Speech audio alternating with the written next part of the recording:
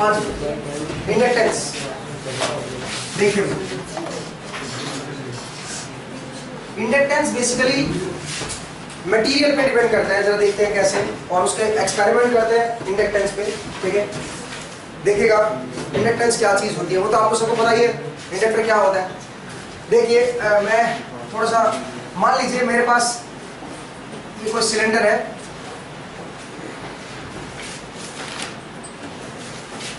मेरे पास कोई सिलेंडर है, ठीक है जी, और मैंने इसके पास टर्न्स लगा दिए, 3500 टर्न्स है मान लीजिए, ठीक है, 3500 टर्न्स है, और करंट इसमें आई दे रहा हूं, आई में मेजर नहीं कर रहा हूं, वैसे may be current is I, ठीक है, या टर्न्स भी एन लेने की जरूरत नहीं है, आप सीधा एन कर दो। मैं फिलहाल इसकी बात कर रहा हूं, मैं इसके लिए कैलकुलेट करूंगा, लेकिन मुझे करंट नहीं पता तो मैं कर नहीं पाऊंगा, ठीक है, या फिर मुझे मीडियम की परमिबिलिटी नहीं पता तो मैं कर नहीं पाऊंगा एग्जैक्टली, बट फिर भी आपको पता चल जाएगा कैसे इंडक्टेंस है, उसके एक्सपेरिमेंट देखेंगे तो और आपको बेहतर समझ आएगा। जरा देखिएगा, एन मेरा नंबर ऑफ टर्न्स है, करंट है आई, तो आप जानते हो सबसे पहले क्या पैदा होगा, MMF, MMF is N into I, और जो फ्लक्स होगा वो होगा एन आई बाई रिलक्टेंस, जो भी फ्लक्स का पाथ होगा उसका जो रिलक्टेंस होगा डिवाइड बाय रिलक्टेंस आप कर दीजिए, ये आएगा फ्लक्स। अब सुनिए, मान लीजिए यहां पे, बिकॉज इंडक्टेंस तभी शो होगा जब करंट ऑल्टरनेटिंग हो, इंडक्टेंस शो केवल तब होगा जब आपका करंट ऑल्टरनेटिंग हो, ठीक है भाई। जरा देखिए, जल्दी बैठो भाई, जल्दी आओ भाई, जल्दी आओ।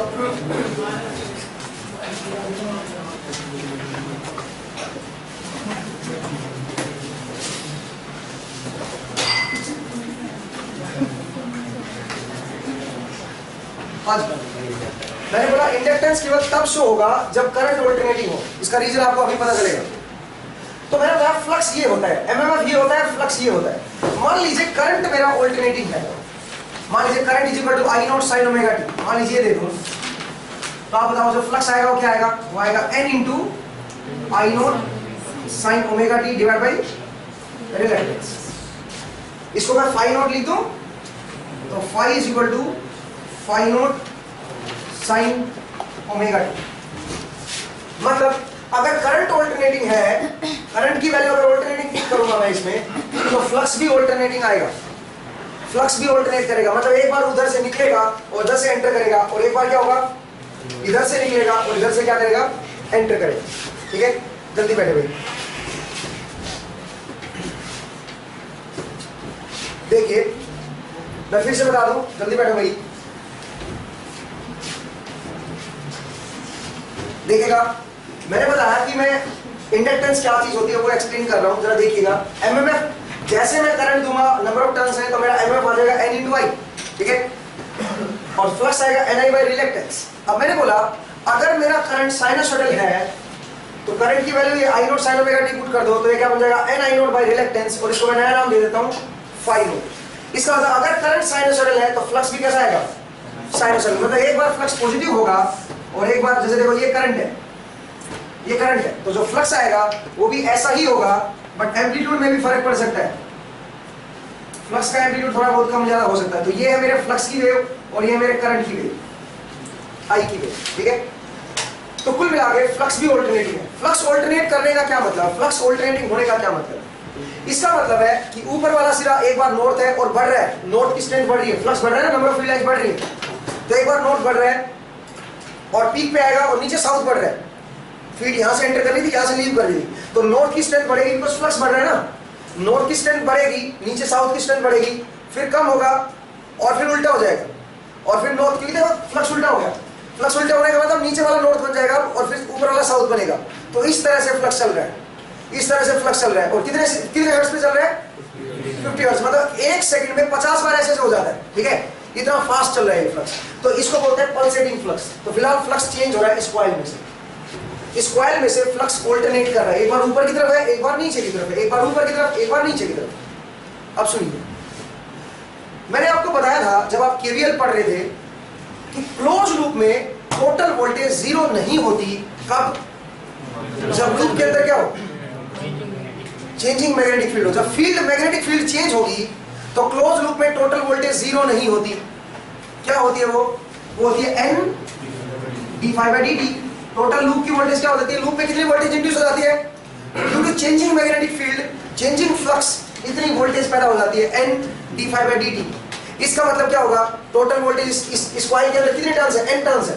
तो इसके टर्मिनल पे देखो ना, लूप ही तो है ये भी, कितने लूप है ऐसे n लूप है, ठीक है, n लूप है। तो कितनी वोल्टेज इसके टर्मिनल पे पैदा हो जाएगी, n d∅dt। इसका मतलब अगर फ्लक्स चेंज होगा टाइम के साथ, केवल तभी ये वोल्टेज इंड्यूस होगी, याद रखिए, केवल तभी ये वोल्टेज इंड्यूस होगी, ठीक है। अगर फ्लक्स कांस्टेंट होता, फ्लक्स कांस्टेंट कब आएगा, जब करंट कांस्टेंट आएगा। करंट अगर कांस्टेंट है तो फ्लक्स भी कांस्टेंट आएगा ना। अगर फ्लक्स कांस्टेंट होता तो क्या ये वोल्टेज इंड्यूस होती, क्या ये वोल्टेज इन दोनों टर्मिनल पे पैदा होती, नहीं पैदा होती। मैंने आपको बताया लूप के जो टर्मिनल होते हैं, जैसे मान लीजिए लूप है, ऐसे ऐसे लूप है, उसके ये टर्मिनल है, तो यहाँ पे कितनी टर्न्स है, और अगर इसके अंदर से भी आप चेंज कर रहे हो, मान लीजिए इसके अंदर की मैग्नेटिक फील्ड आप चेंज कर रहे हो टाइम के साथ, तो इसके जो दो टर्मिनल है उनके अपने आप, उनके ऊपर क्या बन जाएगा, अपने आप एक वोल्टेज पैदा हो जाती है, उसको हम क्या बोलते हैं, n d∅dt, n d∅dt, ठीक है भाई।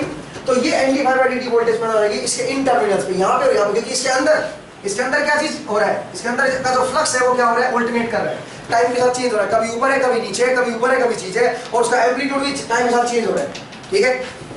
तो इसका मतलब क्या होगा, इस टर्मिनल पे उसमें वोल्टेज बन जाए n d∅dt। अब सुनिए, मैं इसको ऐसे लिख सकता हूँ, n into d∅ di, because ये करंट I की वजह से आया ना ये flux, into di/dt, n into d∅ di into di/dt। और इसको मैंने नया नाम दे दिया क्या, L di/dt। इसका मतलब इसके जो टर्मिनल पे जो वोल्टेज पैदा होगी इन टर्मिनल्स पे, because of this changing flux, वो कितनी होगी, L di/dt, ये वोल्टेज पैदा होगी, समझ आया भाई, L di/dt इसके वोल्टेज। और L क्या है, inductance, L is n into d∅ di, ये इंडक्टेंस है इसका, इसका इंडक्टेंस है, ठीक है। अब सुनिए जरा, d∅ di कैसे चेक करूं मैं, ये कैसे चेक करूंगा, जो इस सिलेंडर के अंदर जो मटेरियल है उसमें फ्लक्स करंट के साथ कैसे चेंज हो रहा है। ये तो फ्लक्स और करंट की वेवफॉर्म का स्लोप है ना, फ्लक्स वर्सेस करंट प्लॉट कर दो और उसका स्लोप निकाल दो, वो क्या होगा, d∅ di। Flux versus current क्या होता है आप बताएंगे जरा, करंट का मतलब h, करंट जिधर दिखाओ उधर h, और फ्लक्स का मतलब b। इसका मतलब BH कर्व का जो स्लोप होता है, मान लीजिए यहाँ पे इसका BH कर्व का जो स्लोप देखूंगा, वो बेसिकली उसको मैं d∅ di भी लिख सकता हूँ। तो ये BH कर्व है, या फिर I और फ्लक्स के बीच का कर्व है, मैं ये भी कह सकता हूँ। इस कर्व का BH कर्व बोल देते, मैं ये भी कह सकता हूँ ये BH कर्व ना हो गए फ्लक्स वर्सेस करंट का कर्व है। क्यों, क्योंकि H is proportional to I and B is proportional to flux, B is equal to flux per unit area and H is Ni/L। तो इसका मतलब जिधर H है, H बढ़ रहा है, इसका मतलब I बढ़ रहा है, फील्ड B बढ़ रहा है, इसका मतलब फ्लक्स बढ़ रहा है, समझ आया। इसका मतलब BH कर्व ना सिर्फ BH कर्व है, वो फ्लक्स वर्सेस करंट का भी कर्व है। तो अगर इस कर्व में d∅ di कर दूं, मतलब dy/dx कर दूं, तो बेसिकली क्या रिप्रेजेंट करेगा ये, इसका स्लोप। इसका मतलब ये क्या है, म्यू, इसका मतलब ये म्यू है। इसका मतलब inductance is dependent on mu, inductance is dependent on mu, समझ आया। इंडक्टेंस किस में डिपेंड करेगा, जो अंदर का जो कोर है, इसके अंदर का जो रीजन है उसके म्यू पे डिपेंड करेगा। Inductance is dependent on mu. चलिए देखते हैं, आगे बढ़ेंगे, फिलहाल पहले इसको और तरीके से सोल्व करते हैं। मान लीजिए आप मुझे एक बात बताओ, एक बार मैं थोड़ा हट के चीज समझा रहा हूँ थोड़ा सा। आप मुझे बात आइए, मान लीजिए ये है, ये कोई ए है और ये कोई बी है, या फिर चलो ये मान लीजिए फ्लक्स है और ये करंट है, और लाइन ऐसी है, करंट जब 1 है तो फ्लक्स मान लीजिए 10 है, करंट जब 2 है तो फ्लक्स मान लीजिए 20 है। जस्ट मैं रफ आइडिया ले रहा हूँ, ऐसे ले रहा हूँ बस, कुछ भी, ठीक है, इनको आप दिल पे मत लेना, ठीक है, ऐसे वैल्यूज दिए मैंने, ठीक है। ये 3 है तो यहाँ पे मान लीजिए 30 है। आप मुझे बताइए इस लाइन का स्लोप क्या है। स्लोप होता है d∅ by di, change in flux divide by change in current. अब यहां से यहां तक का देख लो, कहीं तक का भी देख लो, ये जो स्लोप होगा वही आगे भी स्लोप होगा, तो स्ट्रेट लाइन है क्योंकि, तो d5/di निकालिए क्या आएगा, यहां से यहां तक बताओ फ्लक्स कितना चेंज हुआ, फाइनल फ्लक्स कितना है 30 माइनस इनिशियल फ्लक्स कितना है 20 डिवाइड बाई फाइनल करंट कितना है यहाँ पे 3 माइनस इनिशियल करंट कितना है, कितना आया 10, तो d5/di की वैल्यू आई 10। ठीक है, करेक्ट है, यहां तक समझ आया, बताओ। तो इस लाइन में मैंने क्या बोला, इसका स्लोप बताओ, d5/di बताओ, तो मैंने बोला d5 का मतलब change in flux divide by change in current, तो मैंने बोला यहां से यहां तक का ले लो बस, क्योंकि जो इस पार्ट का स्लोप होगा वही आगे वाली लाइन का भी स्लोप होगा। क्यों ऐसा क्यों होगा, तो लाइन तो स्ट्रेट ही है ना, तो स्ट्रेट लाइन में तो स्लोप सेम ही रहता है हर पॉइंट पे। ठीक है, तो जो इस लाइन का स्लोप होगा वही आगे वाले का स्लोप, वही आगे वो पीछे वाले का स्लोप, सबका स्लोप सेम ही होगा। तो मैंने बोला आप इतने पार्ट का स्लोप निकालो, इतने पार्ट का स्लोप कैसे निकालेंगे, change in flux divide by change in current, तो final flux is 30 minus initial flux is 20 divide by final current is 3 minus initial current is 2, 3 minus 2, तो कितना बना ये बताओ 10, इसका स्लोप आया 10, d5/di की वैल्यू 10 है। लेकिन अगर आप 5/i निकालते, d5/di मत निकालो, आप 5/i निकालो किसी एक पर्टिकुलर पॉइंट, इस पॉइंट पे देखो, इस पॉइंट पे 5 क्या है 30 और i क्या है 3, तो 30/3 वो भी कितना आ रहा है, वो भी 10 आ रहा है। इसका मतलब स्ट्रेट लाइन के केस में मैं क्या लिख सकता हूं, जब भी स्ट्रेट लाइन का केस होगा d5/di इक्वल टू 5/i, एक ही चीज होती है, नहीं समझे। अगर स्ट्रेट लाइन है तो उसमें change in flux divide by change in current लिखने के बजाय आप एक पॉइंट का रेशियो निकाल दो, वो भी वही होगा, वो भी वही होगा, वो भी स्लोप को ही रिप्रेजेंट करेगा। इसका मतलब जरा देखिए, if flux and current are linearly related, अगर मैं सैचुरेशन को नेग्लेक्ट कर दूं तो फ्लक्स और करंट की जो वेवफॉर्म आएगी वो कैसी आएगी, लीनियर। अगर सैचुरेशन को नेग्लेक्ट कर दूं तो मैं कह सकता हूं कि फ्लक्स और करंट की जो वेवफॉर्म आएगी वो कैसी आएगी, लीनियर। अगर सैचुरेशन को नेग्लेक्ट कर दूं तो इसका मतलब मैं इसको क्या लिख सकता हूं, इसको लिख सकता हूं L = n 5/i। ठीक है, लेकिन ये कब, इसके साथ कंडीशन लगानी पड़ेगी मुझे, क्या condition, saturation is neglected, flux and current is linearly related, क्योंकि स्ट्रेट लाइन होगी तभी आप ऐसा लिख सकते हो। आप समझे क्या मेरा पॉइंट, ठीक है, ये पॉइंट समझ आएगा, मैं जल्दी बता गया, फिर से बताऊं, चले आगे, चलिए। तो मैंने बताया ये बन जाएगा n 5/i, और फ्लक्स क्या होता है, अभी आपने लिखा n into flux is ni by reluctance, और इंटू में i नीचे है, ठीक है, i से i कट गया, L = n² बाई रिलेक्टेंस। ठीक है, और रिलेक्टेंस क्या है बताओ जरा, reluctance is L mu by A, area of the cross section, तो L क्या आएगा बताओ जरा, n² mu A by L, n² mu A by L, ये बिल्कुल एग्जैक्ट फॉर्मूला है। ठीक है, L की वैल्यू ये बनेगी n² नंबर ऑफ टर्न्स का स्क्वायर, म्यू का मतलब अंदर का मटेरियल क्या है, उस मटेरियल की परमेबिलिटी, A का मतलब area of the cross section, इसका कितना क्रॉस सेक्शन है, और L का मतलब मीन पाथ लेंथ, जो फ्लक्स इसमें फ्लो करेगा ना उसकी मीन पाथ लेंथ क्या है, उस पर डिपेंड करेगा। ठीक है, अब जरा देखिए, अब इस पे एक एक्सपेरिमेंट करते हैं, आपको समझाता हूँ, ये इंडक्टेंस का इफेक्ट आपको दिखाता हूँ। ठीक है, अगर मैं इसके अंदर का मीडियम चेंज कर दूं, ये मेरे पास एक इंडक्टर है, नंबर ऑफ टर्न्स लगी हुई है, तो इसका एक इंडक्टेंस होगा, और वो इंडक्टेंस अगर इसमें एयर है और अगर इसमें आयरन है तो इंडक्टेंस क्या होगा, चेंज होगा, उसका इफेक्ट मैं देख सकता हूँ, वो इंडक्टेंस चेंज होगा। जरा देखिए कैसे इफेक्ट, देखो वो जरा देखिए। लेकिन इंडक्टेंस के लिए जरूरी है कि मुझे क्या देना पड़ेगा, AC, DC में इंडक्टेंस अपना इफेक्ट शो नहीं करेगा, क्यों, क्योंकि DC में 0 हो जाएगा, d5/dt 0, तो ये भी 0 हो जाएगा, L/dt भी 0 हो जाएगा, देखो ना, n/dt 0 हो गया, फ्लक्स चेंज नहीं हो रहा है DC में, तो L/dt भी 0 हो जाएगा, तो L की वैल्यू क्या है यहाँ पे 0। ठीक है, कोई दिक्कत है तो बताइए।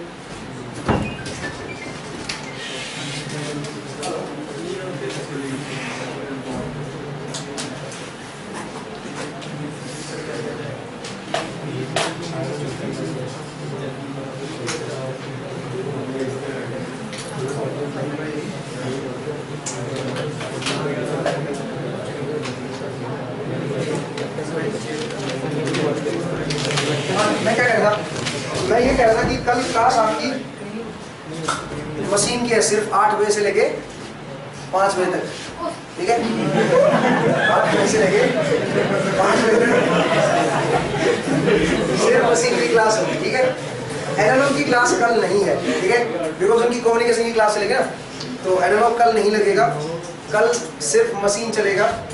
तो कल आप मशीन पढ़ेंगे तो रात को भी मशीन ही आपको सपने आएंगे, देखना, ठीक है। क्योंकि जब हम ज्यादा मशीन पढ़ लेते हैं ना, मतलब कोई सब्जेक्ट ज्यादा सारे दिन पढ़ते हैं, तो रात को सोते टाइम में क्या होता है, वही चक्कर घूम रहे होते हैं, क्या फ्लक्स आ रहा है, कितने नंबर ऑफ टर्न्स है, वही सब चल रहा होता है। चलिए आगे बढ़ते हैं, 9 बजे चलिए 9 बजे कर लेते हैं, 9 बजे कर लेते हैं, 10 बजे कर लेते हैं, 10 बजे कर लेते हैं, ठीक है, नहीं 10 बजे कर लेते हैं, ठीक है, क्योंकि मैं चाहता हूँ मैं कुछ वो एनालॉग की कुछ वो डिजाइन करने थे, वो शायद पिक्चर बनाने थे मुझे, तो मैं सोच रहा हूँ 10 बजे तक मैं शायद मैं बना लूँगा सुबह, तो तब तक उसके बाद फिर आएंगे। मुझे रेक्टिफायर के कुछ आपको एक्सपेरिमेंट दिखाने हैं एनालॉग में, तो शायद मैं कल उनको तैयार कर लूँ, ठीक है, तो तब जब तक आप आएंगे तब तक मैं शायद वो काम कर चुका हूँ।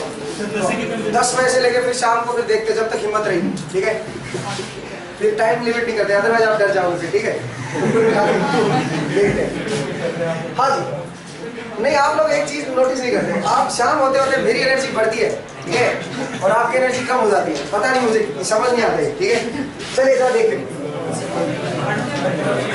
इसमें आते हैं, देखिए भाई L is equal to n square mu a by L।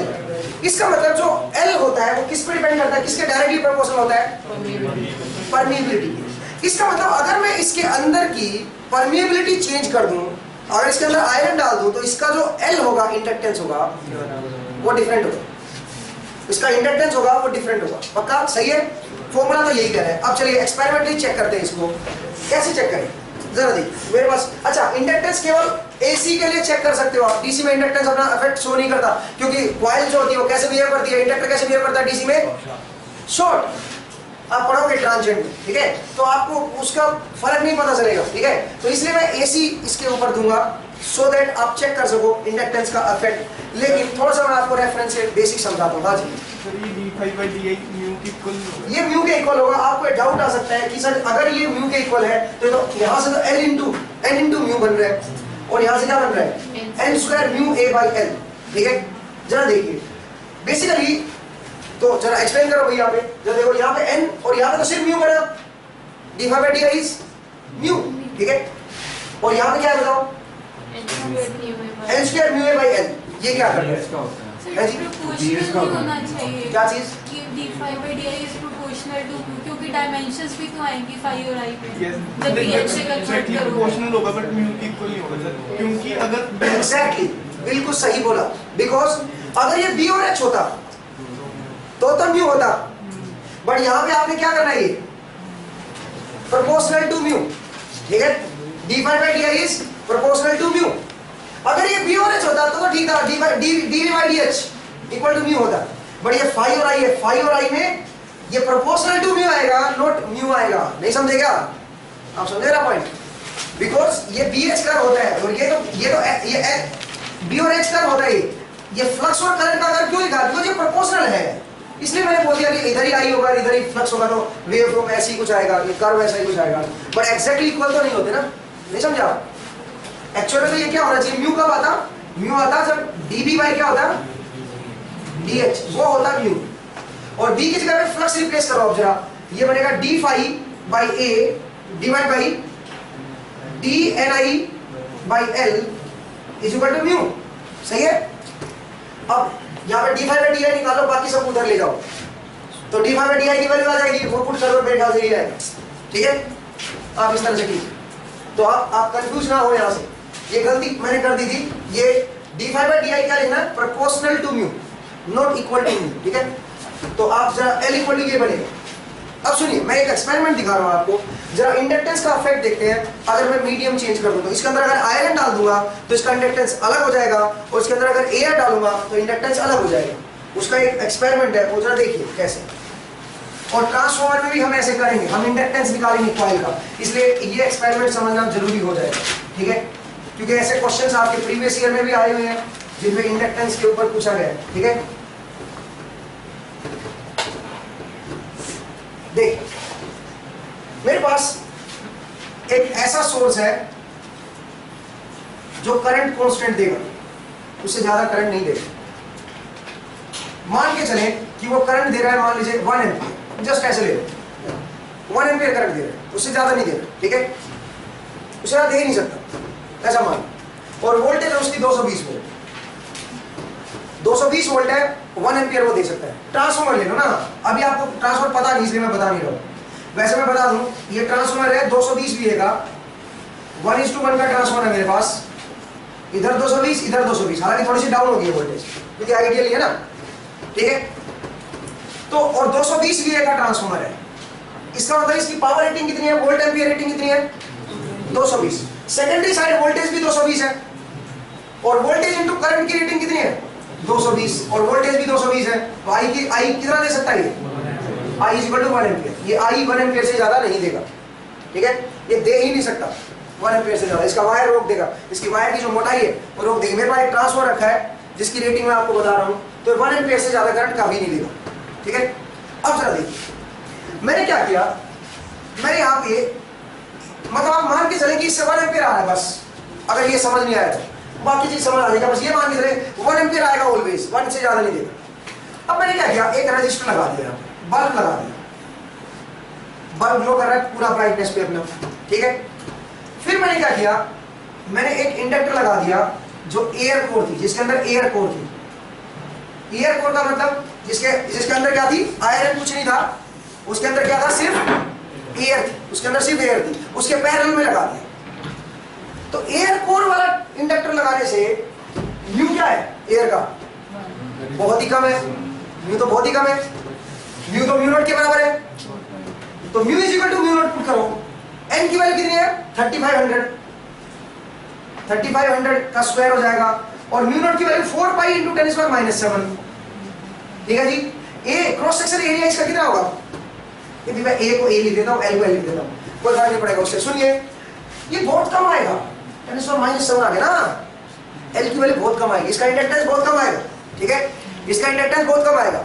अब सुनो, तो इसका जो इंपीडेंस आएगा वो कितना आएगा, जे ओमेगा एल, आप जानते हो इसका जो रिएक्टेंस होता है वो जे ओमेगा एल आएगा, ये भी बहुत कम आएगा क्योंकि एल बहुत छोटा है, जबकि रेजिस्टेंस बहुत ज्यादा है, may be 100 Om, may be 806 ओम आएगा बल्ब का, 60 वोल्ट का बल्ब है तो 806 ओम उसका रेजिस्टेंस होता है, ठीक है।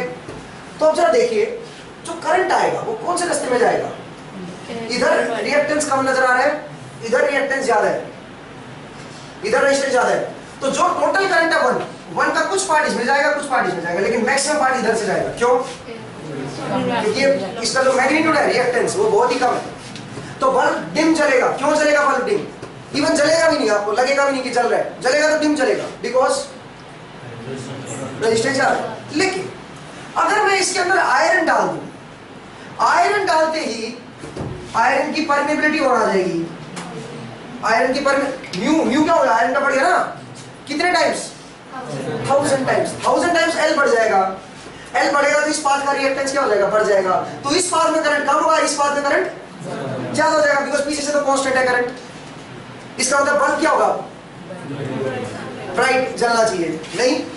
चलिए जरा देखते हैं, जरा देखते हैं, आप ये आगे आ रहे हैं क्या, पीछे दिख रहा है, अभी दिख रहा है, कोई बात नहीं, जरा देखें। वैसे तो आयरन डालने से रिलक्टेंस तो कम हो रही है, हाँ रिलक्टेंस तो कम हो रहा है, रिलक्टेंस रेजिस्टेंस बढ़ रही है, रेजिस्टेंस का कौन सा बढ़ रहा है, जे ओमेगा एल बढ़ रहा है, एल इंपीडेंस बढ़ रहा है, रिएक्टेंस बढ़ रहा है, रिएक्टेंस बढ़ रहा है, बट रेजिस्टेंस रिलक्टेंस कम हो रहा है, तो उससे कोई फर्क नहीं पड़ता, हमें तो सिर्फ एल भी यहाँ पे देखना ना, उसमें आपसे क्या लेना देना उस चीज से, ठीक है। आप सिर्फ एल को देखो, एल से देखो क्या बढ़ेगा, एल से रिएक्टेंस बढ़ जाएगा, बढ़ जाएगा तो करंट कम आएगा, इसमें करंट कम आएगा, इसमें फिर बढ़ जाएगा, क्योंकि पीछे से तो कांस्टेंट है ना, पीछे करंट कांस्टेंट आएगा तकरीबन, मान के चलो, अभी मैं मान के चलो, बाद में बताऊंगा कि ऐसा क्यों होगा, ये बाद में देखते हैं, ठीक है। जरा देखते हैं, मैं मान के चलूँ कि करंट उतना ही रहेगा, जरा देखिएगा। हालांकि थोड़ा सा इसमें भी डिफिकल्टी है, मतलब ये थोड़ा सा कंसेप्ट थोड़ा सा गड़बड़ाएगा बाद में, आप जरा देखना कि ऐसा क्यों होगा, जरा मुझे बताना कि थोड़ा सा मैंने गलत बोल दिया यहाँ पे, ठीक है, लेकिन आप जरा चेक करना, लेकिन वो कोई गलती कोई ज्यादा मैटर नहीं करेगी, डोंट वरी। फिलहाल जरा देखिए, आप देखिए, मैं पहले ट्रांसफार्मर में सप्लाई दे रहा हूँ, सो दैट ट्रांसफार्मर से कांस्टेंट करंट निकाल सकूँ, ठीक है। तो मैं एक काम करता हूँ, ट्रांसफार्मर को सप्लाई देता हूँ, वहां पे ऑफ करना है, और ट्रांसफार्मर की सेकेंडरी पे बल्ब लगा देता हूँ, ठीक है। ट्रांसफार्मर की सेकेंडरी पे बल्ब लगा देता हूँ और पैरेलल में क्या लगा दूं, एयर कोर इंडक्टर, ठीक है, जिसके अंदर एयर है, तो वो इंडक्टर लगाता हूँ। मैं एक बल्ब लगाता हूँ, मेरे पास एक 60 वोल्ट का बल्ब है जिसका रेजिस्टेंस है 806, ठीक है, वो मैंने 60 वोल्ट, ठीक है। हाँ जी, जरा देखिए, ट्रांसफार्मर की सेकेंडरी साइड मैंने बल्ब लगा दिया, ठीक है, ट्रांसफार्मर की सेकेंडरी साइड मैंने बल्ब लगा दिया, ठीक है। और ये बल्ब मैं इवन ऐसे उठा लूंगा, डोंट वरी, सबको दिखाई देगा, ठीक है। लेकिन मुझे एक हेल्प चाहिए, आप आ जाइए, आपको अमर कर रहा हूँ, ठीक है, तो आपकी शक्ल हमेशा ऐसी रहेगी, ठीक है, एटलीस्ट वीडियो में तो दिखेगी। और ये 10 साल वाले बच्चे आपको, आपका नाम क्या है? गौरव, ठीक है,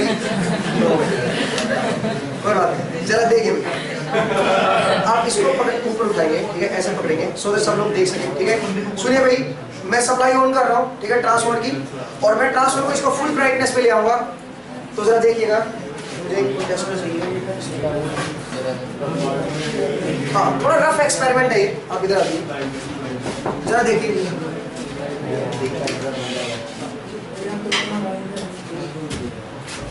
एक मिनट,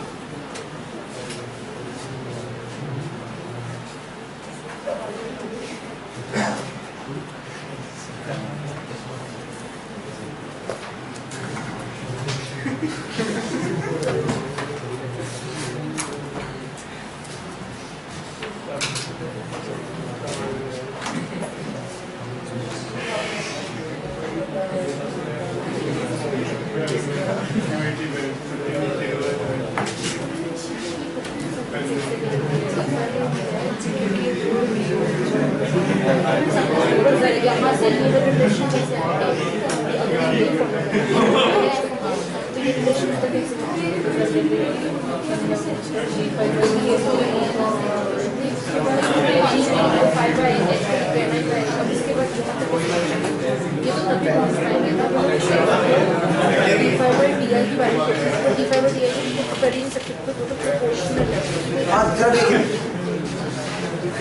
ऑन कीजिए, वहां से, यहाँ से ऑन कीजिए।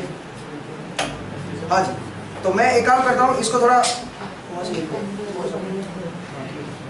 जरा देखिएगा, अभी फिलहाल वोल्टेज कम है क्योंकि एयर गैप ज्यादा है ना, तो फ्लक्स इजीली फ्लो नहीं कर पा रहा। एयर गैप होने की वजह से फ्लक्स सेकेंडरी में जा नहीं पा रहा, ठीक है, क्योंकि एयर गैप पे वापस से क्लोज लूप, पहले क्लोज लूप बना रहा है, फ्लक्स सेकेंडरी में जा ही नहीं पा रहा, ठीक है। वो मैं बाद में समझाऊंगा आपको, फिलहाल आप बस, मैं वोल्टेज को थोड़ा बढ़ा देता हूँ, वहां से हट गया।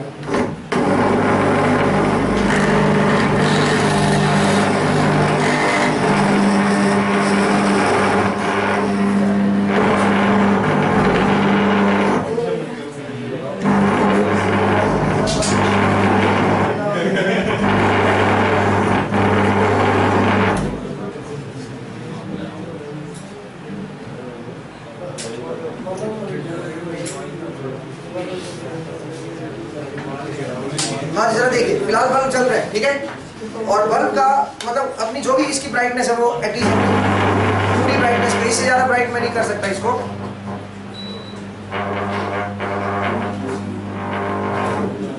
इससे ज्यादा ब्राइट नहीं कर सकता, जो भी वोल्टेज है, हालांकि 220 नहीं आ रखी है यहाँ पे, थोड़ी सी कम है 220 से, ठीक है, क्योंकि आइडियल नहीं हो।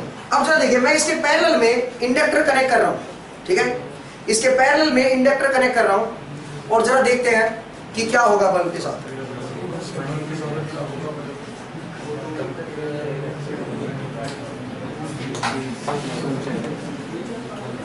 मुझे करंट क्यों नहीं लग रहा? क्या हुआ बल्ब के साथ? पैरेलल में लगाते ही बल्ब क्या हो गया? बंद हो गया। जरा देखिए एक बार दोबारा,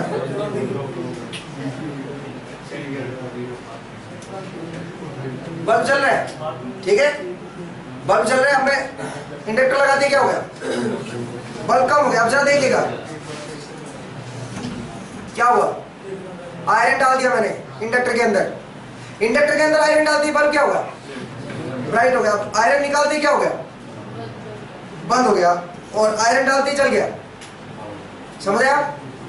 और अगर मैं इंडक्टर हटा दूं, फुल ब्राइटनेस, जरा देखिए मैं इसको थोड़ा फिक्स कर देता हूं, तो यहां पे मैंने आयरन डाल रखा है, और अगर मैं इसको निकालूंगा तो बल्ब गायब हो रहा है, अब मान लीजिए मैं और आयरन डाल, आज मेरे पास बहुत सारा आयरन है, मैं थोड़ा और आयरन डाल रहा हूं उसके अंदर, ठीक है? जरा देख,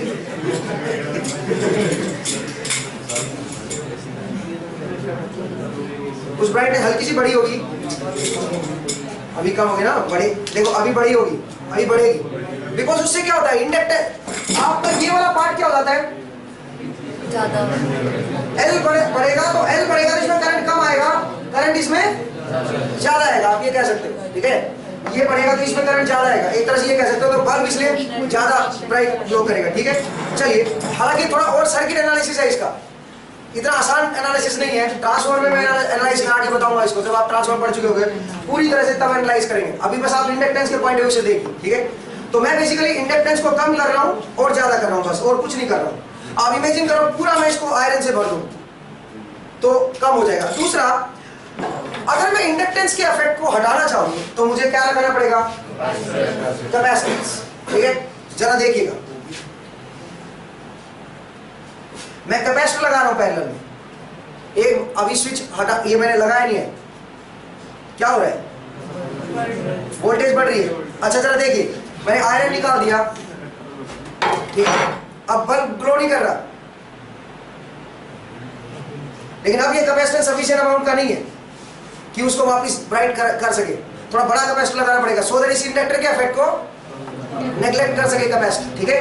फिलहाल तो कर नहीं रहा है, ठीक है? फिलहाल ये ज्यादा कर नहीं रहा है, लेकिन अगर मान लीजिए मैं ये लगा दूंगा, जरा देखिएगा, फिलहाल ये चल रहा है, अब अगर मैं कैपेसिटर लगाऊं तो आप देख सकते हो हल्की सी बढ़ रही है, हल्की सी ब्राइटनेस बढ़ रही है, मतलब कैपेसिटर आप पढ़ोगे आगे, जब मैं नेटवर्क में पढ़ाऊंगा, नेटवर्क में कुछ लोगों को मैंने पढ़ाया है, कैपेसिटर क्या करता है, नेट जो पावर आ रही है उसमें करंट को नेट करंट को क्या कर देता है पीछे से, भाई कैपेसिटर पैरेलल में लगाने से इसको जो पावर चाहिए उसका कुछ पार्ट ये खुद दे देता है, कैपेसिटर खुद कुछ करंट जो इसको चाहिए होता है वो खुद प्रोवाइड कर देता है, इंडक्टर को जो करंट चाहिए वो आप नेटवर्क में पढ़ोगे कुछ लोग, ठीक है? खुद प्रोवाइड कर देता है, तो पीछे से जो करंट आएगा वो सारा किसको मिल जाएगा, रजिस्टर को, उससे उसकी ब्राइटनेस पे क्या फर्क पड़ता है, वो बढ़ जाता है, ठीक है? ब्राइटनेस बढ़ जाएगी। चलिए आप छोड़ दो, थैंक यू। तो आपने देखा कि किस तरह से आयरन डालने से मेरा इंडक्टेंस पे फर्क पड़ता है। बल्ब पहले नहीं जल रहा था बिकॉज सारा का सारा करंट किससे जा रहा था, इंडक्टर वाले पाथ से जा रहा था, बिकॉज उसका रिएक्टेंस बहुत कम था। अगर मैं उसके अंदर आयरन डालूंगा तो क्या होगा बताइए, उसका बढ़ जाएगा। समझ आया इंडक्टेंस क्या होता है? चलिए, तो ये टॉपिक मेरा कवर हो गया इंडक्टेंस वाला। एक क्वेश्चन लिखिए इसके ऊपर। हाँ जी, करंट है, हाँ जी, ये हमेशा कांस्टेंट नहीं रहेगा, ये चेंज होगा, बट मैं बताऊंगा, अभी आप ट्रांसफर पढ़ने दो पहले। अभी मैं अजम्पशन लेके चल रहा हूँ कि इधर से 1 एम्पीयर कांस्टेंट आ रहा है, बस अभी मैं अजम्पशन लेके चल रहा हूँ, ठीक है? अभी मैं बताऊंगा कि इसमें क्या और कैलकुलेशन करनी है, थोड़ी नेटवर्क कैलकुलेशन इसमें अभी होनी है, ठीक है? मैं बताऊंगा क्या है, बट अभी के लिए आप बस ये मान के चले कि ऐसा है, ठीक है? चलिए आगे बढ़ते हैं, नेक्स्ट जरा देखिए। नेक्स्ट एक क्वेश्चन लिखिए, लिखिएगा, for the magnetic circuit as shown, एक मैग्नेटिक सर्किट आपको दिखाया गया है, जरा देखिए।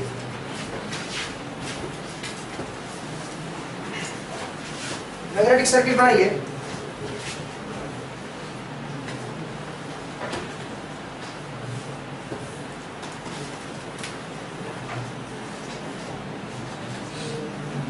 इंपॉर्टेंट क्वेश्चन है, भी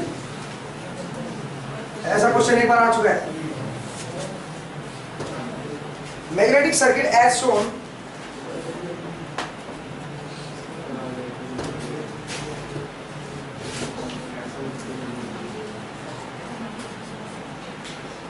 एन टर्न्स है, आई करंट इसमें आ रहा है, ठीक है भाई? और इसका इंडक्टेंस है एल, इस कॉइल का इंडक्टेंस है एल। लिखिए, the magnetic circuit as shown has n equal to 400, ये दे रखा है 400, मीन कोर लेंथ LC, सिर्फ कोर वाली लेंथ है, ये गैप वाली लेंथ इसमें इंक्लूड नहीं है भाई, कोर की लेंथ है सिर्फ, कोर मतलब आयरन कोर, ठीक है? उसकी लेंथ दे रखी है। Mean core length is 50 centimetre, 50 centimetre.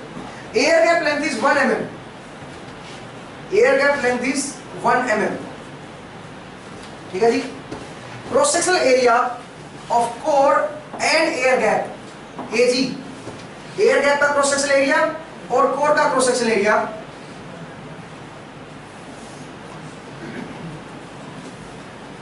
तो बीच का एरिया क्रॉस सेक्शनल एरिया समझते हो ना, ये वाला एरिया, ठीक है, जिसमें से फील्ड लाइन निकल रही है। Cross sectional area A G equal to, मतलब फ्रिंजिंग इफेक्ट क्या कर रहा है ये, देख ले, तभी तो एरिया बराबर हुआ, ठीक है। इज इक्वल टू कितना है, वो दे रखा 15 सेंटीमीटर स्क्वायर, वो दे रखा 15 centimetre square. Relative permeability of the core, mu R of the core is 5000, relative permeability of the core is 3000, sorry 3000, ठीक है भाई। आई इज 1 एम्पियर, आई आपका है 1 एम्पियर, ठीक है भाई। आपको क्या बताना है, find inductance of the coil. सबसे पहला है inductance of the coil, coil का इंडक्टेंस बताइए। Find the inductance of the coil, coil का इंडक्टेंस बताएंगे भी, ध्यान से करना, कॉइल का इंडक्टेंस बताएंगे। और दूसरा पार्ट लिखिए, flux and flux density in the air gap. पहले दूसरा पार्ट सोल्व कीजिए क्योंकि इसकी जरूरत पड़ेगी आपको। Flux and flux density in the air gap, air gap में फ्लक्स एंड फ्लक्स डेंसिटी बतानी है, करेंगे।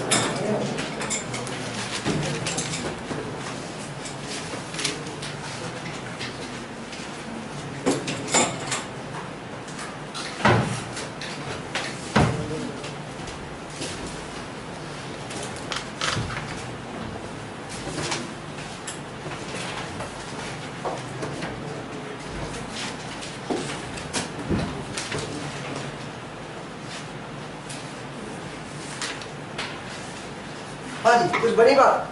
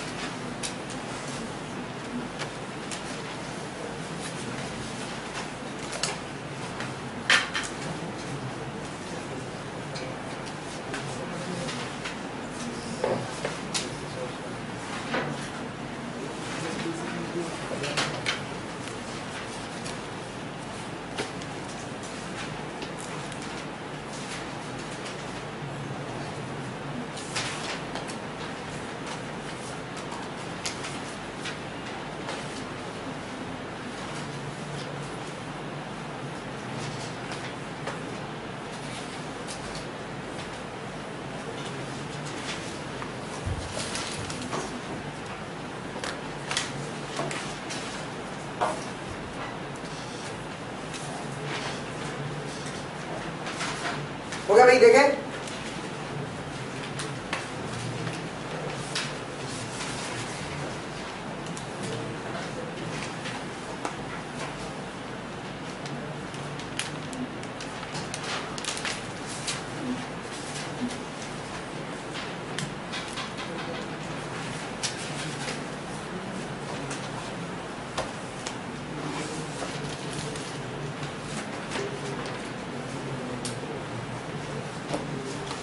ठीक है भाई, करें जरा।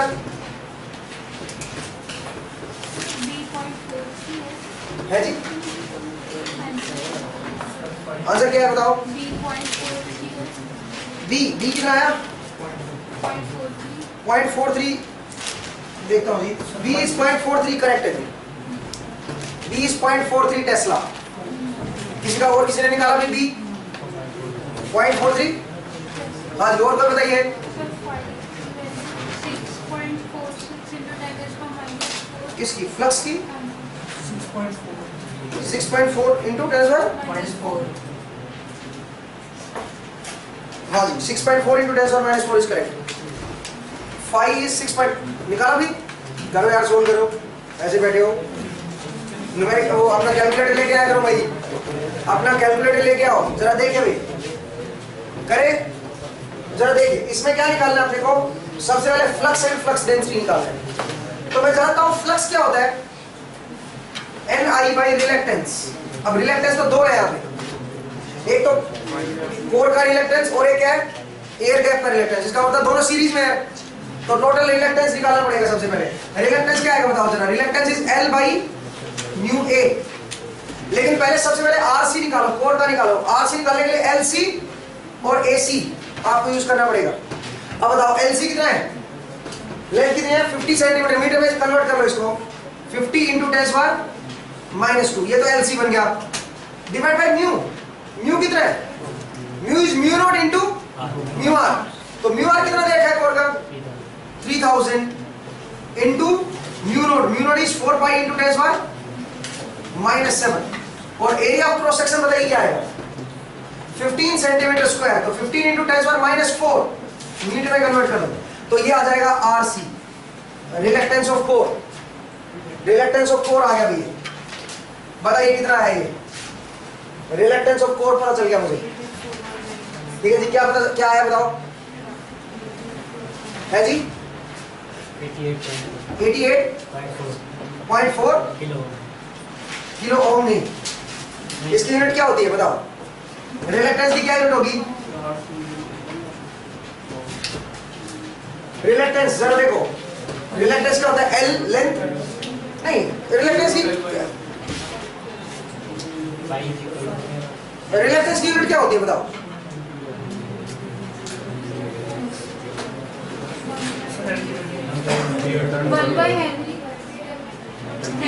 Ampere turns per weber. आप ये लिख सकते हो, एम्पियर टर्न्स पर वेबर, या और बहुत सारे तरीके से यूनिट निकाल सकते हैं, यहां से भी निकाल सकते हैं, म्यू और ए से। ठीक है, क्या मैं उसको नहीं जा रहा हूं, ओम मत बोलिए इसको। ठीक है, 88.4, ठीक है, 88.4 आ गए। ठीक है, पर हेनरी यूज करते हैं because L is equal to n² mu a by l। n की तो कोई यूनिट नहीं होती। एन नंबर ऑफ टर्न्स लिखेंगे ना उसमें, टर्न्स आएगा। ठीक है, टर्न्स आएगा। हाँ जरा देखिए, तो 88.4 आरसी आ गया। अब बताइए आरजी क्या आएगा? आरजी बोलिए, आरजी के लिए एल, ये लेंथ कितनी है बताओ? एल कितनी है बताओ ना आरजी की? 1। तो 1 into 10⁻³ divide by mu not is 4 pi into 10⁻⁻⁷। और इंटू में एरिया ऑफ क्रॉस सेक्शन, बताइए एरिया ऑफ क्रॉस सेक्शन कितना है? 15 इंटू 10⁻⁻⁴, सेम वही है। बताइए भाई आरजी कितना आया? 530.5 किलो। किलो है ये, और ये भी किलो है। चलिए नेक्स्ट वाला देखिए, अब फ्लक्स निकालते हैं। फ्लक्स इज Ni का रिलेक्टेंस। रिलेक्टेंस अब टोटल देखो, टोटल सीरीज रिलेक्टेंस, सीरीज में है ना, बैक टू बैक है, तो इसका मतलब ये सीरीज में हो गया। तो नेट रिलेक्टेंस बताइए क्या आया? टोटल रिलेक्टेंस दोनों को ऐड कर दो, रेजिस्टेंस को ऐड करते हैं। ठीक है, बताओ क्या आएगा? नेट रिलेक्टेंस क्या हो जाएगा? टोटल आर क्या हो जाएगा? आरसी प्लस आरजी, बताइए। और यहाँ पे डिवाइड कर दो। Ni की वैल्यू क्या है? N इज 400 और I क्या है बताओ? 1 एम्पियर। तो 400 divide by 400 into 1 divide by total reluctance निकालो जरा, देखो कितना है? कितना है? दोनों को जोड़ दो, इसको और इसको। नहीं समझ आया क्या? बताओ क्या बना?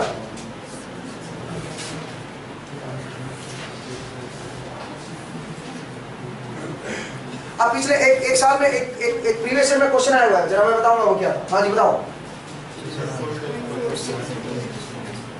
रिलक्टेंस कितना है टोटल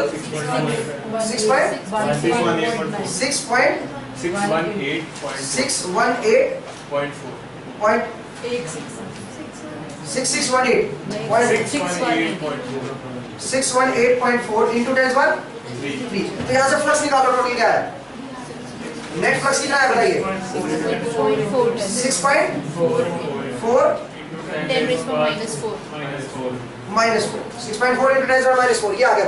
इतना क्या आ गया, फ्लक्स इतने वेबर फ्लक्स आ गया, इतने वेबर आपका फ्लक्स आ गया। कोई दिक्कत है तो बताओ, ठीक है, ये फ्लक्स आ गया। अब तो फ्लक्स तो आ गया, अब दूसरा है फ्लक्स डेंसिटी। तो फ्लक्स पर यूनिट एरिया, इसको एरिया से डिवाइड कर दो, एरिया इज 15 into 10 माइनस 4, ठीक है, वो फ्लक्स डेंसिटी आ जाएगी, ठीक है।